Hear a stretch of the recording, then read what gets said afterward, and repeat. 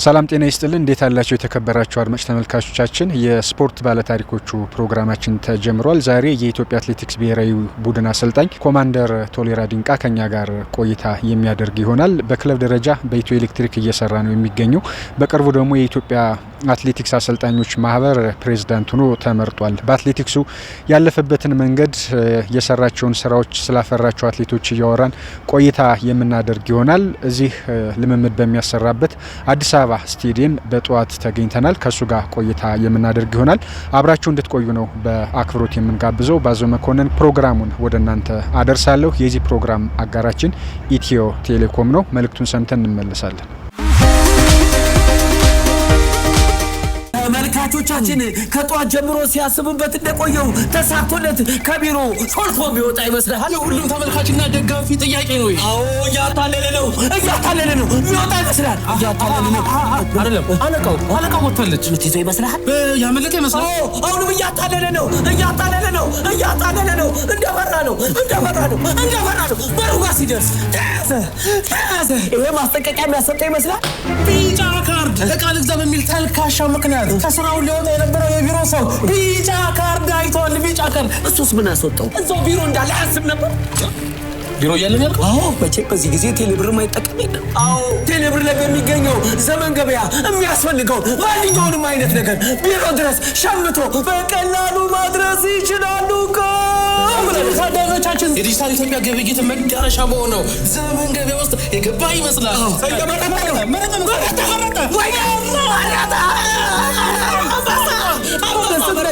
ይሄንን ቀሚስ ባይገዛ ኖሮ አልቆለት ነበር።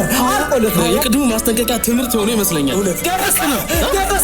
ተመልካቾቻችን ቀሚሱ ቢሮ ደረሰ። ከጠፋነ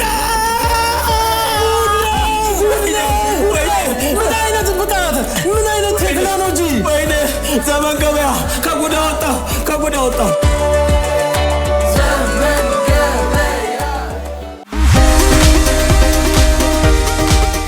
ኮች አመሰግናለሁ። እንግዲህ በጠዋት ነው የተገኘ ነው። ኮች እንደው ልፋቱን ድካሙን አትሌቲክሱ ላይ ያለውን ስራ የተወሰነ ነገር ብትለኝ ደስ ይለኛል። ያው አትሌቲክስ እንደምታየው አትሌቲክስ በጣም ብዙ ሊያስጨራሽ ብዙ ትግስት የሚጠይቅ ብዙ ውጣ ውረድ እና ከወጣትነት ታቅበህ ማድረግ ያለብን ዓለም ላይ ማሸነፍ ያለብን ነገር ብዙ ነገር መስዋዕት ከከፈልክ በኋላ ነው። ዝም ብሎ አይመጣም። በቀን 2 ነው የምሰራው። መዝናኛ ጊዜ የለም። እንቅልፍ ቀንም ሌሊትም የተወሰነ ጊዜ ነው የምተኛው። ስለዚህ አትሌቲክስ በጣም ሊያስጨራሽ ስራ ነው። ወደ አሰልጣኙ ሲመጣ ደግሞ አትሌቶችን መቆጣጠር ሁሉ ነገር እናንተ ላይ ይወድቃልና ምን ያህል ቻሌንጅ ነው ለእናንተስ? በጣም ቻሌንጅ አለው። አትሌቱ መስመር ውስጥ እስከሚገባ በጣም ወደ ውጤት እንዲ እስከሚመጣ በጣም ወደ ውጤትም ከመጣ በኋላ ደግሞ በጣም መከታተል ስላለብህ ከታች ጀምረ ከፕሮጀክት ጀምረ ከኪድስ አትሌት ጀምረ እስከ ላይ እስከ ኦሎምፒክ አሸናፊነት ደረጃ አብሬ ነው መሆን ያለብህ። ብዙ ነገር ነው። ምግቡን፣ እረፍቱን፣ ትሬኒንጉን ከምንም ጭቅጭቅና ንትርክ ነፃ ሆኖ አንድና አንድ አሸንፋለሁ ብሎ በሰነ ስርዓት ረፍት አድርጎ ጧትና ማታ ትሬኒንጉን ወጥቶ ገብቶ ለቁም ነገር ለአገሩም ለራሱም እንዲሆን ባለ ታሪክ እንዲሆን በጣም ብዙ ከኛ ይጠበቃል ማለት ነው። ተጨማሪ ነገሮችን እናነሳለን። አትሌቲክሱ ላይ በቅርቡ የኢትዮጵያ አትሌቲክስ አሰልጣኞች ማህበር ፕሬዝዳንት ሆነህ ተመርጠሃል። የቅርብ ጊዜ ስለሆነ ለሱ እንኳን ደስ አለ ማለት እፈልጋለሁ። እንኳን አብሮ ደስ አለ። ምንን ማሳካት ትፈልጋለህ? በጣም ብዙ ነገር ማሳካት እፈልጋለሁ። እስከዛሬ አሰልጣኞች ማህበር በሁለት እግር ቆሞ ለአሰልጣኞች ማድረግ ያለበት የአሰልጣኝ መብት ማስከበር የአሰልጣኝ ደስተኛ ሆኖ በስራው ደስተኛ ሆኖ ተሸላሚ እንዲሆን የሰራውን ስራ በሰራው ስራ እንዲከበር በፊት የነበረው ክብር በጣም ተንሸራሽሯል። በጣም ወደ ታች ወርዷል። ይሄን ወደ ቦታ ለመመለስ አሰልጣኝ በብቃት የአገሪቷ ስፖርት ጀርባ አጥንት ነው። አሰልጣኝ ማለት ብዙ ነገር ልፋቱ ብዙ ነገር ኮትክቶ ለአገር ለቁም ነገር የሚያበቃው አሰልጣኝ ስለሆነ በአሰልጣኝ ማይንድ ነው ብዙ ነገር የሚመጣው። በአሰልጣኝ ትሬኒንግ ዲዛይን ነው ብዙ ነገር የሚመጣው።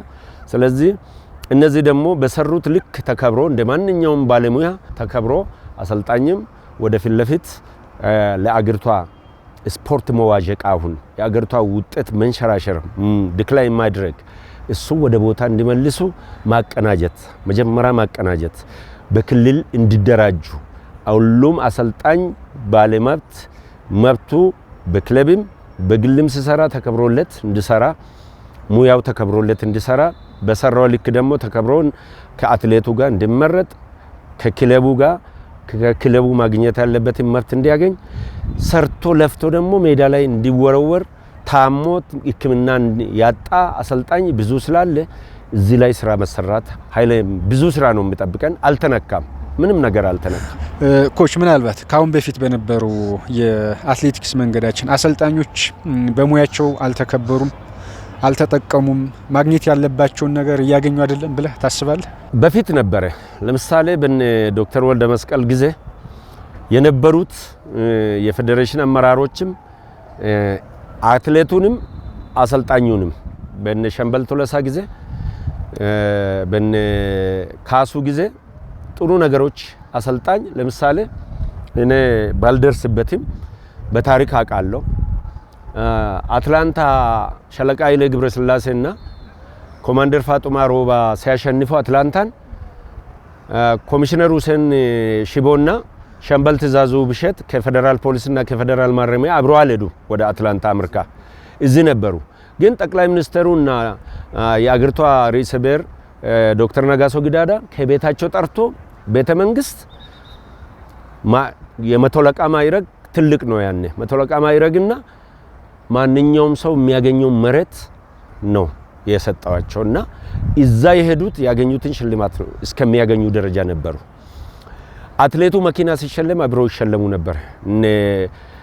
እስከ ለንደን ኦሎምፒክ ነበርኩንም ለንደን ኦሎምፒክ ላይ ነበርኩ። መላኩ መኪና በትክ ገላና ስም ዶክተር ኢልማ ዋና አሰልጣኝ ስለሆነ መኪና ሁሴን ሽቦ ረዳት ኮሚሽነር ሁሴን ሽቦ መኪና ተሸላሚ ነበሩ ከአሰልጣኝ አትሌቶቹ ለንደን ኦሎምፒክ ላይ ከዛም ቤጂንግ ላይ ሲሸለሙ ነበር። እነ ቀነኒሳ ሲሸለሙ እነ ዶክተር ወልደ መስቀል ሲሸለሙ ነበር።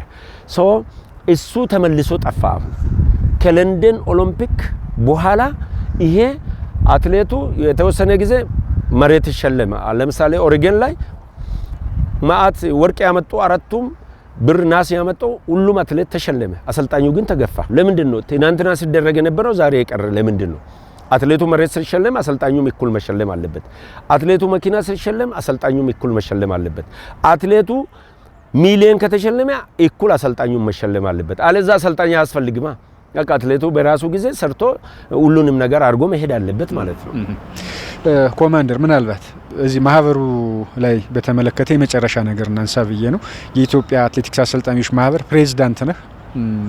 እዚህ በምትቆይበት ጊዜ በዋናነት ምንን መቅረፍ ምንን ማስተካከል ትፈልጋለህ? ባጭሩ ስልጠና ሲመጣ አሁን ለምሳሌ ወርልድ አትሌቲክስ የሚሰጠው ዱሮ አይኤፍ የሚባለው የወርልድ አትሌቲክስ ስልጠና ሲመጣ ሌቨል 1 2 3 የሚላል እነሱን አሁን ቢሮ ውስጥ ቁጭ ብለው የማይመለከተው ሰው ሲወስድ ነበር። የስልጠናውን ወስዶ ቁጭ ብለው ሰርቲፊኬቱን ይዘው ቤት ቁጭ ይላል። ይሄ ተገቢው የሚያሰነጥለው አሰልጣኝ ተገቢ ቦታ ላይ መዋል አለበት። ይሄ ስልጠና ይሄ ሁሉ ባጀት ፈሶበት ዝም ብሎ ስልጠና ወስዶ ዳኛው ነው እያለ ስልጠና ወስዶ ቁጭ ይላል። ግን አሰልጣኙ እያለቀሰ ስንት ዓመት አሰልጥኖ ግን ያልወሰዱ አሉ። ይሄንን ስልጠና ያላገኙ እድሉን ያላገኙ አሉ። አሰልጣኙ ይሄንን እድል ማግኘት አለበት፣ መባከን የለበትም። ተገቢ ላልሆነ ሰው ገብቶ ዝም ብሎ ሰርቲፊኬት ወስዶ ቁጭ ማለት አለበትም። ከሳወር ወጥቶ ይሄ ይቀረፋል ከዚህ በኋላ። ሁለተኛ አሰልጣኝ ራሱን እንዲያበቃ ከኢትዮጵያ አትሌቲክስ ፌዴሬሽን እና ከኦሎምፒክ ኮሚቴ ጋር በመተባበር የውጭውንም የሀገር ውስጥንም ስልጠና በየጊዜው የተማሩትን አፕዴት ራሳቸውን እንዲያደርጉ ምን ይፈልጋል በአሁኑ ሰዓት እንዴት አይነት ስራ ነው የሚፈልገው ትናንትና ምን ነበርና አሁን ምን አንድ ስንዝር እንኳን መራመድ አለብን ከጊዜው ጋር ይሄ ላይ ስራ እንሰራለን። ሶስተኛ አሰልጣኞች በየቦታ የወደቁትን ሕክምና ያጡትን ሪስፖንሰር ፈልገን የተጠናከረ ገቢ ማሰባሰብ አድርገን በአሰልጣኝ ማህበር ስም ውድድርም ትልቅ ውድድር በየአመቱ ቢያንስ 2 ጊዜ ተዘጋጅቶ ገቢ ማሰባሰብ ስራ እንሰራለን። ሶስተኛ ከትራክ ኢትዮጵያ እየወጣች ነው። በምትታወቅ ፊልድ ተደጋጋሚ እጅ እየሰጠን ነው። ተደጋጋሚ የለመድነውን የኢትዮጵያ ባህል የተባለውን 5000 10000 ጀምሮ ሚኒማ ራሱ አሁን አስቸጋሪ የሆነውን ተቀናጅቶ ብቃት ያለው አሰልጣኝ ተመድቦ ናሽናል ቲም ተመልሶ ከኢትዮጵያ አትሌቲክስ ፌዴሬሽን ጋር ተባብረን ጠንካራ አትሌቶች ጠንካራ አሰልጣኞች ተመልምሎ ለአገር ቁም ነገሩ መስራት አለበት። ከዚህም በፊት ለመድነው ውጤት ወደ ቦታው መመለስ እንዳለበት ጠንከር ያለ ስራ እንሰራለን። በጣም አሪፍ ኮች፣ ቆይታችን ይቀጥላል። ግን አንተም በጠዋት ነው ስራ ቆመ የቆየው፣ ቁጭ ብለን እናውራ። እሺ። ምናልባት ኮማንደር ቶሌራ ዲንቃ በአሰልጣኝነቱ ከመጣ በኋላ ስሙ ጎልቶ ሊሆን ይችላል እንጂ አትሌትም ነበር አይደል? እኔ አትሌት የሾርት ዲስታንስ እና የዝላይ አትሌት ነበርኩ። በ1991 ወደ ፖሊስ ማሰልጠኛ ገባው። ከዛ እንደወጣው ፖሊሳዊ ስራ ወለጋ አርሲ ውስጥ ነበርኩ። ከዛ በኋላ ወደ ናሽናል ቲም 1994 መጣው። ኦሮሚያ ፖሊስ ውስጥ 22 አመት ምናምን ቆይታ በ12 አመት በአትሌትነት ከዛ በኋላ ደግሞ በዋና አሰልጣኝነት ከዛ በስፖርት ክፍል አመራርነት 7 አመት ቆይቻለሁ።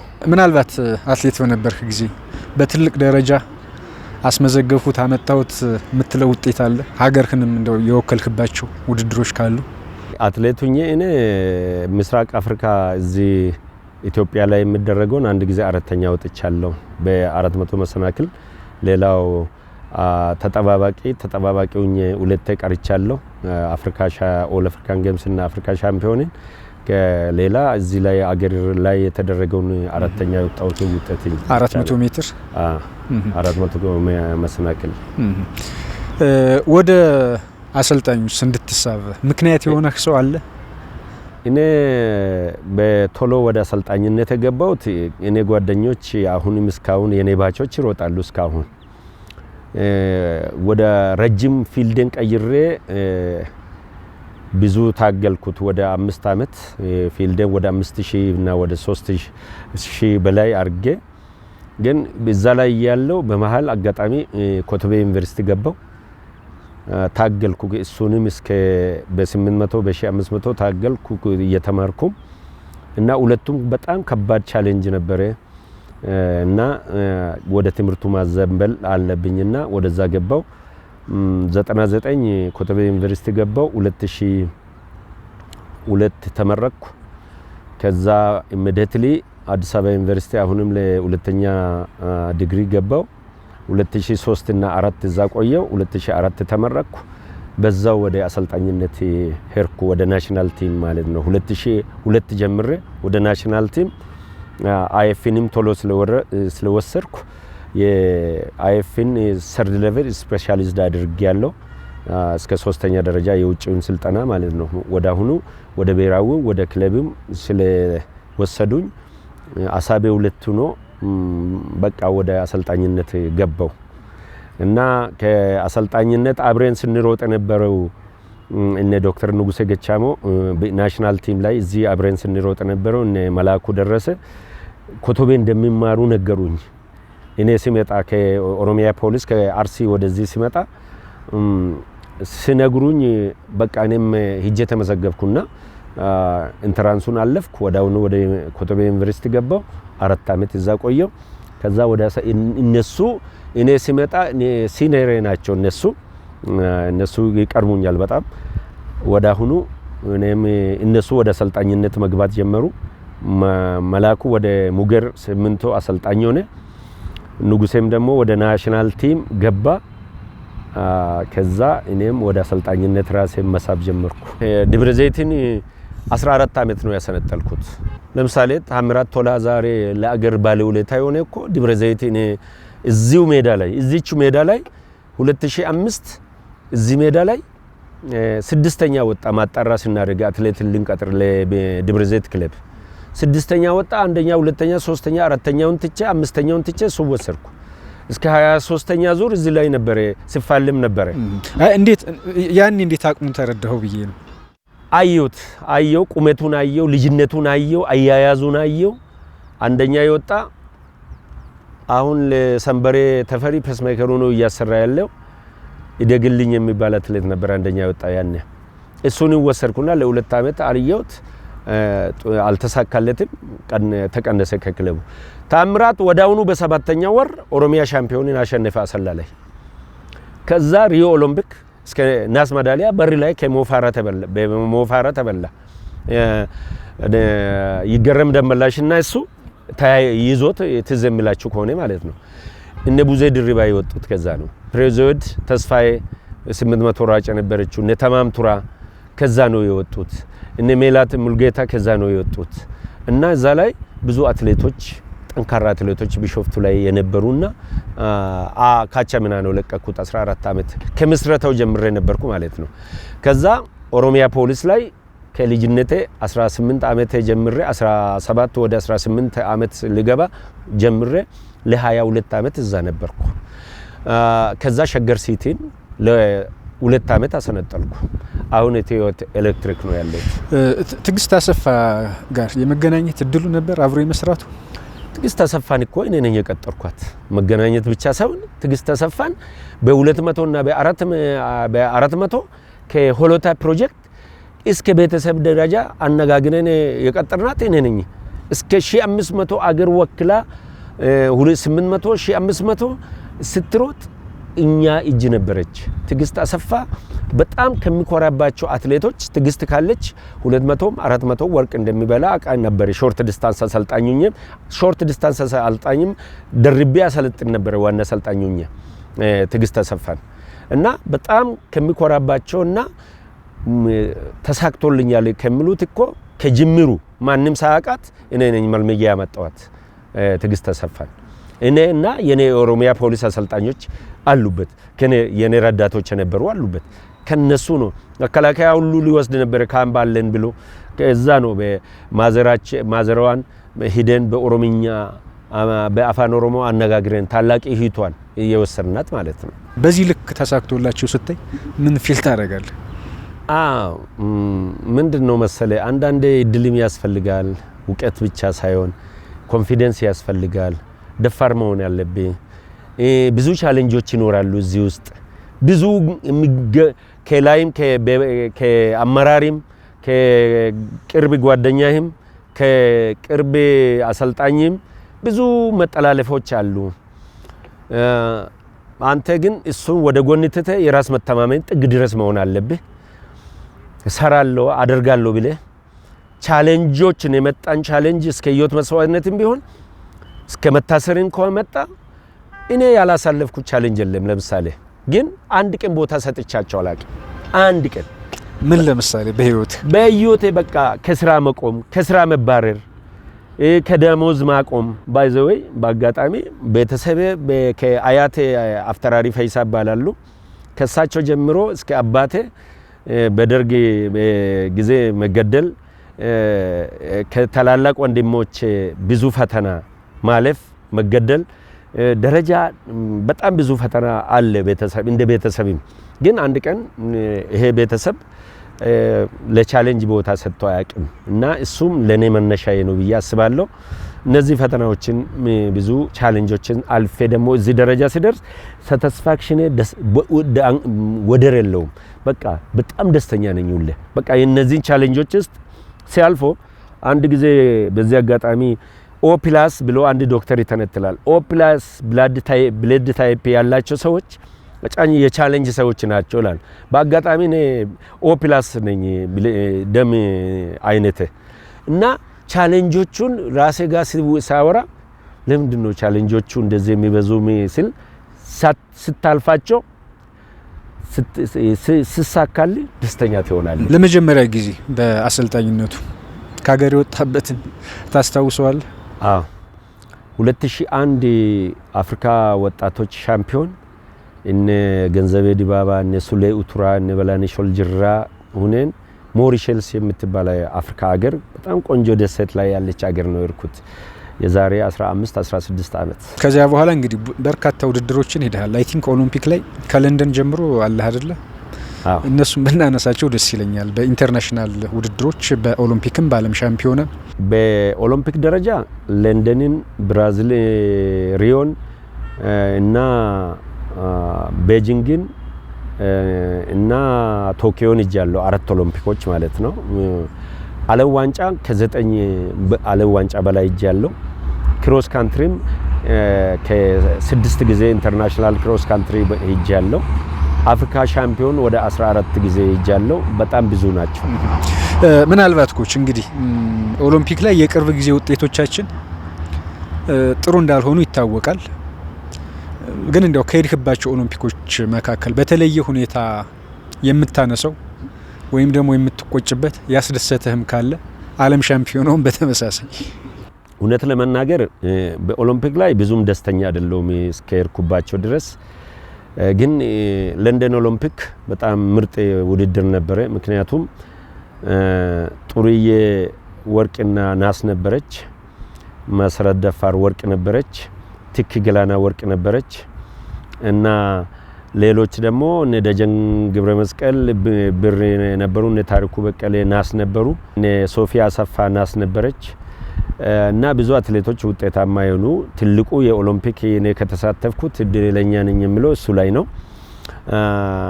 እና ታላላቅ አትሌቶች እነ መሰረት ላይ ደርሼ ከነሱ ጋር እነ ቀነኒሳ በቀለ ጋር የትልቁ ውድድር ማንን ነበር የምታሰለጥነው? ያን 10000 እና 5000 ረዳት አሰልጣኝ ሆኜ ነው የርኩት ከነ ዶክተር ኤልማ ከነ ኮሚሽነር ሁሴን ስር ረዳት ሆኜ ነው የርኩት።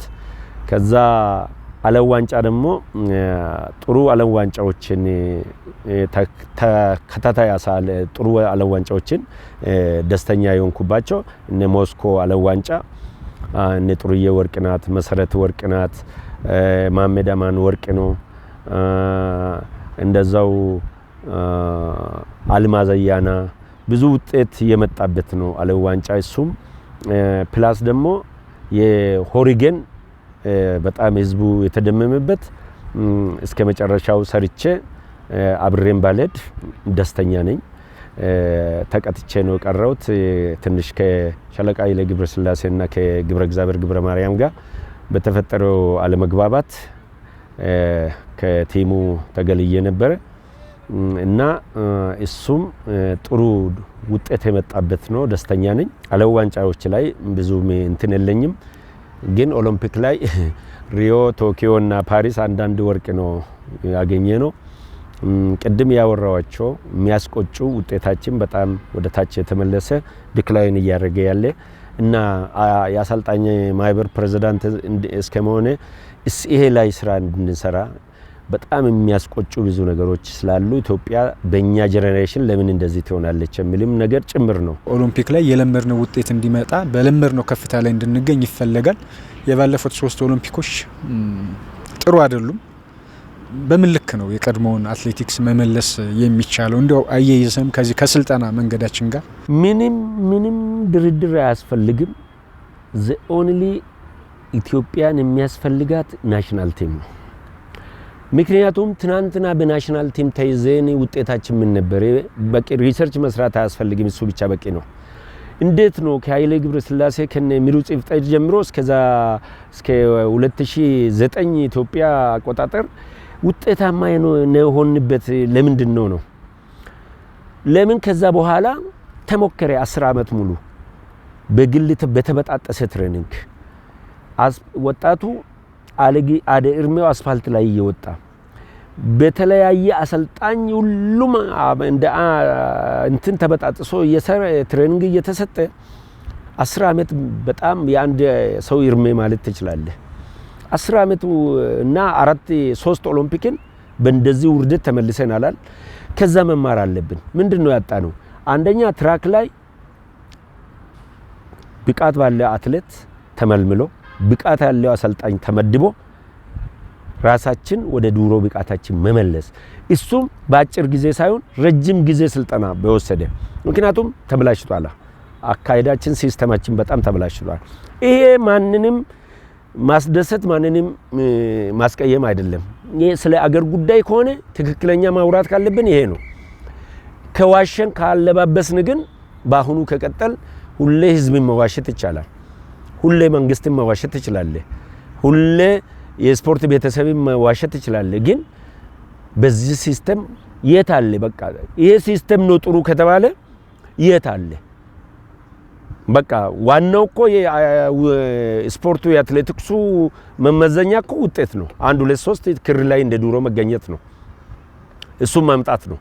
እሱ ከሌለ ደግሞ ምንድነው የጠፋን ብለን መጠየቅ ነው ራሳችን።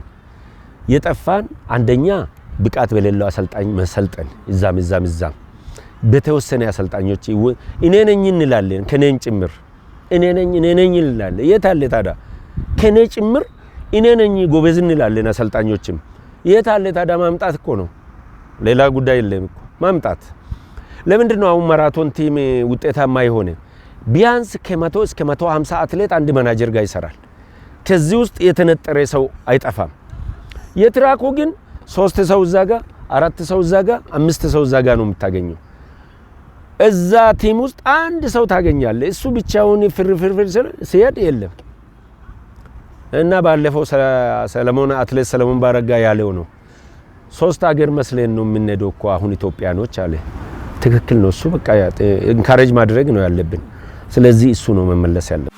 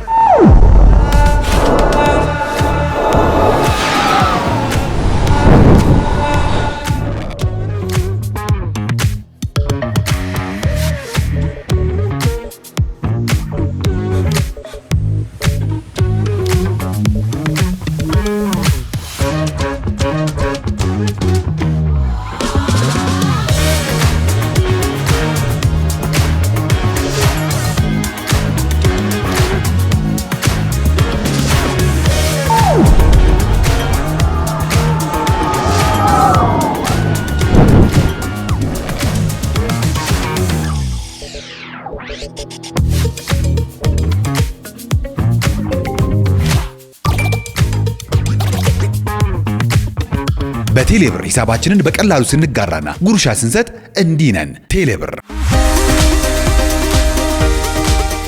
እሺ እንቀጥል። እንግዲህ ኮች ብዙ አትሌቶችን አፍርተሃል በአሰልጣኝነት ህይወትህ። እንደው የተወሰኑትን ብናነሳቸው ብዬ ነው። ከታች እነ ታምራት ቶላ፣ እነ ትግስት አሰፋን የመሳሰሉ ያየህበትን መንገድና ለትልቅ ደረጃ የበቁበትን መንገድ አንስተናል። ግን ብዙ አትሌቶች በዙሪያ አልፈው ትልቅ ደረጃ ላይ የደረሱ አሉና እነሱን የተወሰኑትን ብናነሳቸው በስም ማሬ ዲባባ እኔ ነኝ የቀጠርኳት። ቤጂንግ ዓለም ዋንጫ ያሸነፈች ነው። 10000 እስከምትሮጥ እስከ 10000 እስከምትጨርስ እኔ ጋር ነበረች። ከዛ ወደ ማናጀር ሀጂ ሄደች። ታምራትም እንደዛ ነው። 10000 እስከ ሪዮ ኦሎምፒክ እኛ ጋር ነበረ። ወደ ገመዶ ሄደ በማራቶን ሂዶ እዛም የተሳካለት የተዋጣለት አትሌት ነው። ትግስትም እስከ ገመዶ ጋር እስከምትሄድ ከታች ጀምራ እኛ ጋር ነበረች። እዛ ደረጃ ስትደርስ ደስ የሚል ነው። ሀጎስ ግብረዮትም ረጅም ዓመት ያሰነጠልኩት ከ2003 ጀምሬ እነ ሙክታር የድሪስንም እነ ሰለሞን ባረጋ ቶኪዮ ሲያሸንፍ ለ4 ዓመት ተከታታይ እኔና ረዳት ኮሚሽነር ሁሴን ሽቦ ነው ያሰነጠልናቸው። አሁን መዝገቤ ሰርቢያን ብር ሜዳሊስት ሲሆን መዝገቤ ስሜ መራዊ ነው የተወለደው። ከደብረ ብርሃን አካዳሚ ነው የሰርነው። ዛሬ ውጤታማ ሆነ አትሌት ነው እና ብዙ አትሌቶች ናቸው ከኛ ስር አልፎ የሄዱት ማለት ነው። እና እነዚህን ስታያቸው መነሻቸው እኛ ይሁን እንጂ በተከታታይ አሰልጣኝ የተለያየ አሰልጣኝ እጂ እኛ ጋር ትራክ ላይ ሲሆኑ እኛ ጋር ማራቶን ሲሆኑ ደግሞ ሌላ ማናጀር ጋር ሊሆኑ ይችላሉ።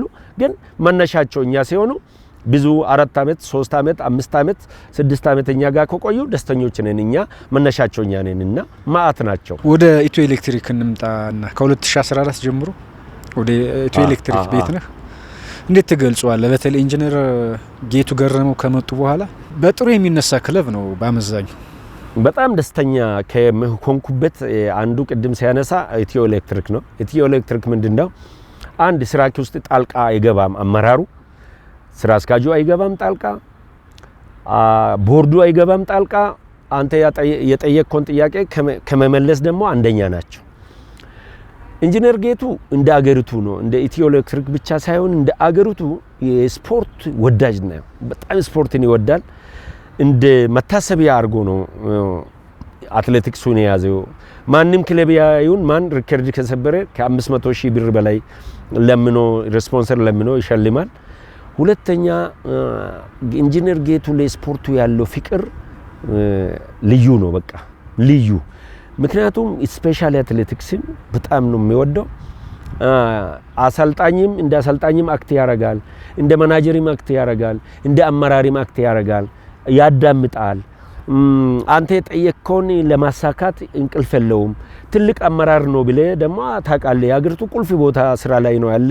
አትፈራም። በፈለክ ሰዓት ሌሊትም ቀንም ደውለ የፈለክን ነገር የምትጠይቀው ነው። እሱ ብቻ ሳይሆን የቦርድ ሰብሳቢው አቶ አለማየሁ ጀምሮ እስከ ታች ያሉት 7ቱም ቦርዶች ማንም ጋር እንደፈለክ ደውለ ማንንም ልትጠይቅ የምትችለው ቦርዶች ናቸው። ለዚህ ነው ውጤታማ የሆኑ እና ለአትሌቲክሱ ከመንግስት በላይ ነው በቃ የሚሸልሙት።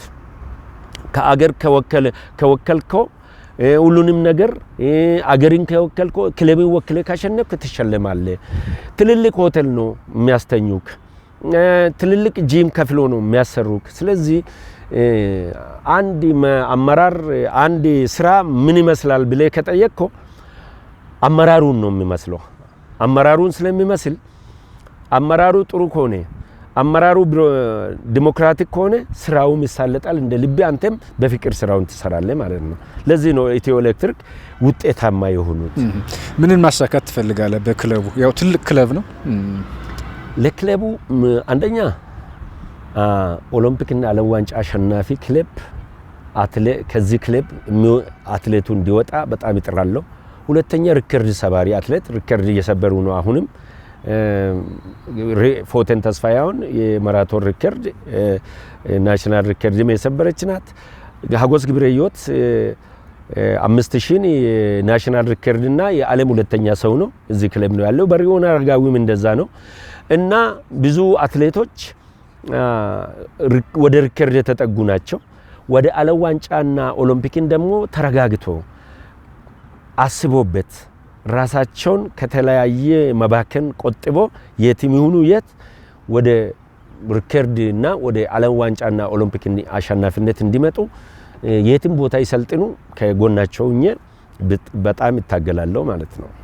ኮች አንድ ለየት ያለ ካንተ ባህሪ ጋር ተያይዞ አንዳንድ ባሉታዊ ያንተን ስም የሚነሳባቸው መንገዶች አሉ። ኮማንደር ቶሌራ ዲንቃ በሚባለው ልክ ይሄ ነውጠኛ ነው፣ ረባሽ ነው። ባህሪ ምን አይነት ነው? እኔ ማስመሰል አልችልበትም። አንድ ሁለተኛ ሰው ዝም ብሎ በተደራጅቶ የሆነ ሰውን ለመጥለፍ ኑ ደውሎ ከቤትና እርዳኝ ውጣ ሚዲያ ላይ እንደዚህ አርግልኝ ቲቮዞ ሁንልኝ ስል አይመቸኝም። ብታየው አሁን ኢትዮ ኤሌክትሪክ ውስጥ የአማራ ክልል 52 አትሌት አለ። ከአማራ ክልል ብቻ የመጡ 52 አትሌቶች አሉ። ሁለተኛ የትግራይ አትሌቶችም እንደዛ። ይሄ ሁሉ ምንድነው? እኔ በስራና በስራ አምናለሁ።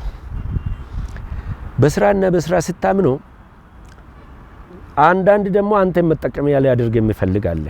ስለዚህ ያኔ እኔ መድረክ ላይም ፍለፊት ነው የምናገረው፣ ፍለፊት እጋጫለሁ። ዛሬ ለመጣንበት ለደረስነው ደረጃ ውጤት ማሽቆልቀል አካሄዱ ልክ አይደለም። አንዋሽ፣ አናስመስል። ትክክለኛ ስራ እየተሰራ አይደለም።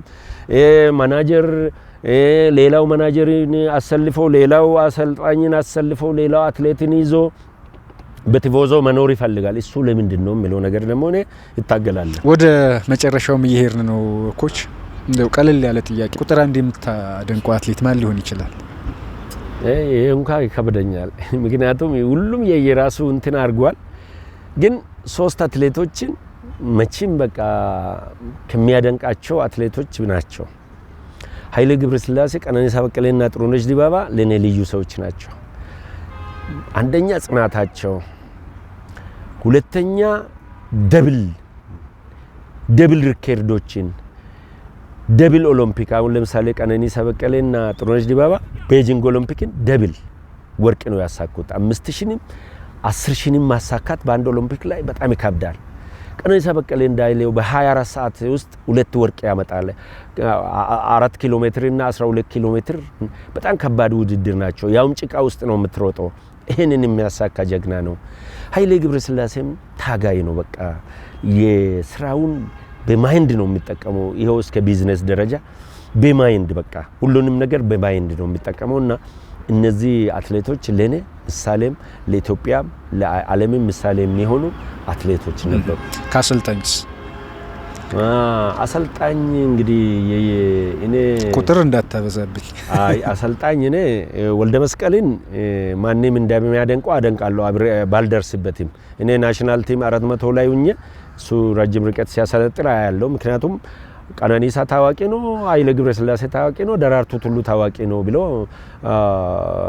እንትና አይልም በቃ አርጋት አርግ ነው ደስለኛል ኮማንዶ ግን አብሬ ካሰነጠልኩት አሰልጣኞች ዶክተር ይልማ በርታ ዲሞክራቲክ እና አስተማሪ ሰው ናቸው በጣም ደስ የሚሉ እንትን ናቸው እንግዲህ ረጅም አመት ያሰነጠልኩ ደግሞ ከረዳት ኮሚሽነር ሁሴን ሽቦ ብዙ ልምድ ያገኘው ነው የአሰልጣኞች ደረጃን በተመለከተ ምን ትላለህ ብዙ ጊዜ ተብሎ ወደ መሬት መውረድ እሱ ያልቻለ አሰራር አሁን ልሰራበት አንዱ የአሰልጣኝ ማህበር ትልቁ ስራው እሱ ነው አሰልጣኝ ደረጃው ሊወጣለት ይገባል በተማሪው ልክ በሰነጠለው ልክ ባሰነጠለው ልክ ባፈራው ልክ አሰልጣኝ ደረጃው ሊወጣለት ይገባል ለዚህ ነው ቅድም ያወራው የተበጣጠሰ ትሬኒንግ እኔ ይችላልው ከኔ ጭምር ይችላልው ያልን ግን አልቻልንም እሱ ናሽናል ቲም ሲቋቋም አሁን ደረጃ እየወጣ ነው መሄድ ያለበት በቃ ትክክለኛ ስራ ይሰራል ሲኦሲ ተፈትኖ ያለፈ ወርልድ አትሌቲክስ ያሰጠውን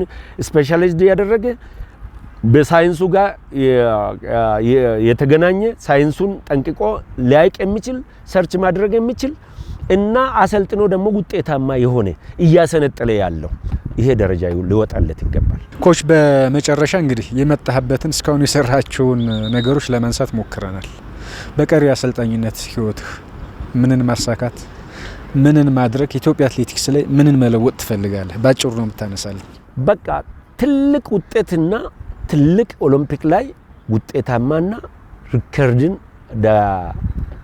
አሰብረ የመጨረሻ ያሰልጣኝ ውጤት እሱ ነው ኦሎምፒክን የሚያሸንፍ አትሌት ማፍራትና ሪከርድ ማሰበር እሱን ካሳካው ከሎስ አንጀለስ በኋላ ወደ ሌላ ፕሮፌሽን የሚገባ ይመስለኛል ከዚህ በኋላ ይቻላል ምን ለምሳሌ ምን ታስባለህ እንግዲህ አላቅም ከዛ በኋላ እስከዛ አስብበታለሁ ምክንያቱም ይሄንን እስከ ሎስ አንጀለስ ኦሎምፒክ እና ቤጂንግ ኦሎምፒክ ላይ ጥሩ ውጤት ካላሳካ እስኪ ሌላ ሰው ደግሞ መሞከር ስላለበት አሰልጣኝነት ማለት ጭንቅ ነው ሁሌ ጭንቅ በቃ እንቅልፈለህም ውድድር በወጣ ቁጥር ትጨናነቃለ ህዝብ ምን ይለኛል ትላለ ስፖርት ቤተሰብ ምን ይለኛል ውጤቱ ከተበላሸ ትላለ በጣም ትጎዳለ ስለዚህ አንዳንዴ ብዙ ያልተለመደኛ ሀገር እስከ ካዛራ ሙርኮዚዞ ማሰልጠን ይፈልጋሉ ግን መሆን የለበትም ለሌላ ደግሞ እድል መሰጠት ስላለበት ነው ስለዚህ እስከዛ ከተሳካልኝ በዚህ 2 አመት ውስጥ ከጥሩ ከርኩ ቀጥላለሁ እስከ ሎስ አንጀለስ ኦሎምፒክ ጥሩ ከርኩ ቀጥላለሁ እስከዛ ግን እነዚህን ማሳካት ፈልጋለሁ አይ ጥሩ ይሆናል ብለን እንጠብቃለን አንተም በአትሌቲክስ አሰልጣኝነቱ ገና ወጣት ስለሆነ ብትቀጥል የአትሌቲክስ ቤተሰብ የሚፈልግም ደስ የሚለውም ይመስለኛል ውጤታማ ከሆንክ ትቀጥላለህ ግን ውጤቱ ከፈተነክ ብዬ ነው እንጂ እርሜ ገና ነው በጣም ብዙ ማገልገል እንዳለብኝ አውቃለሁ ግን እስከዛ ድረስ የሚያሳካ መስለኛል እኔም አስብበታለሁ በጣም አመሰግናለሁ ለነበረን ጊዜ መውደቅ መነሳት ይኖራል በስራ አጋጣሚ ስንኖር መታመሰግነውም ካለ እድሉን ሰጥቼ ቆይታችንን እንቋጭ የሚያመሰግነው በጣም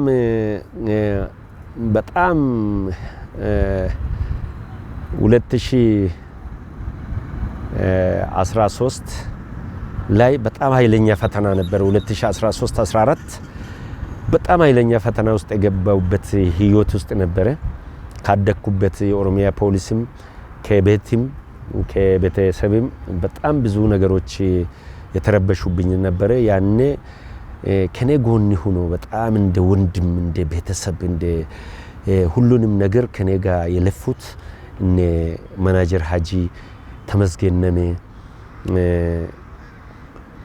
ገመዶ ስለሺሲን እና ማርቆስ ገነቲ እና ባለቤቱም በጣም አመሰግናለሁ እና እንደ ቤተሰብ ደግሞ ራሳቸውን እኔ እንደ ቤተሰብ ብቻ የመሆን የለበትም ብሎ እኔም በጣም ያንከባከቡኝ እነ ወልይ ጃራ የሚባል አለ ጓደኛዬ ቤቱ ነው ቁጭ ያልኩት 4 አመት ሙሉ በቃ ብቻዬን አትሆንም ተብዬ ያኔ እንደዚህ አደገኛ ፈተና ያጋጠመኝ ጊዜ በጣም ነው አሻንና ወልይን የሚያመሰግነው እና በጣም የሚያመሰግናቸው ሰዎች ናቸው። በጣም እናመሰግናለን ለነበረን ጊዜ። የተከበራችሁ አድማጭ ተመልካቾቻችን የዛሬ ስፖርት ባለ ታሪኮቹ ፕሮግራማችን የተከታተላችሁትን ይመስላል። እንግዲህ በዛሬ ቆይታችን የኢትዮጵያ አትሌቲክስ ብሔራዊ ቡድን አሰልጣኝ ኮማንደር ቶሌራ ዲንቃ ከኛ ጋር ቆይታ አድርጓል። አትሌቲክሱ ላይ የሰራቸውን ስራዎች፣ ቀጣይ ደግሞ አትሌቲክሱ ላይ ቢሻሻሉ ቢቀረፉ የሚላቸውን ጉዳዮች እያነሳን ቆይታ አድርገናል። አብራችሁን ስለነበራችሁ ስለተከታተላችሁን እናመሰግናለን። የዚህ ፕሮግራም አጋራችን ኢትዮ ቴሌኮም ነው። ጤና ይስጥልን ኮች፣ በጣም አመሰግናለሁ። ቴንኪው በጣም አመሰግናለሁ። ተመልካቾቻችን ከጧት ጀምሮ ሲያስቡበት እንደቆየው ተሳክቶለት ከቢሮ ሾልኮ ቢወጣ ይመስላል። ሁሉም ተመልካችና ደጋፊ ጥያቄ ነው። አዎ እያታለለ ነው ቢወጣ ይመስላል። እያታለለ ነው አይደለም። አለቃው ወጣለች ምትይዞ ይመስላል። ያመለጠ ይመስላል። አሁንም እያታለለ ነው። እንደፈራ ነው። በሩ ጋር ሲደርስ ተያዘ። ይሄ ማስጠንቀቂያ የሚያሰጠው ይመስላል። ቢጫ ካርድ ዕቃ ልግዛ በሚል ተልካሻ ምክንያት ከስራው ሊወጣ የነበረው የቢሮ ሰው ቢጫ ካርድ አይቷል። ቢጫ ካርድ እሱስ ምን አስወጣው? እዛው ቢሮ እንዳለ አያስብ ነበር። ቢሮ እያለን ያልከው? አዎ መቼም በዚህ ጊዜ ቴሌብር ማይጠቀም የለም። አዎ ቴሌብር ላይ በሚገኘው ዘመን ገበያ የሚያስፈልገውን ማንኛውንም አይነት ነገር ቢሮ ድረስ ሸምቶ በቀላሉ ማድረስ ይችላሉ። ታዳሚዎቻችን የዲጂታል ኢትዮጵያ ግብይት መዳረሻ በሆነው ዘመን ገበያ ውስጥ የገባ ይመስላል።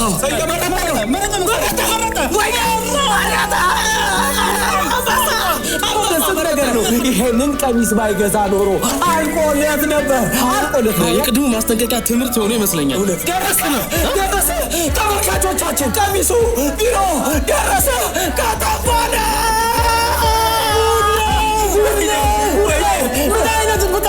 ምን አይነት ቴክኖሎጂ! ወይኔ ዘመን ገበያ ከጉዳ ወጣ።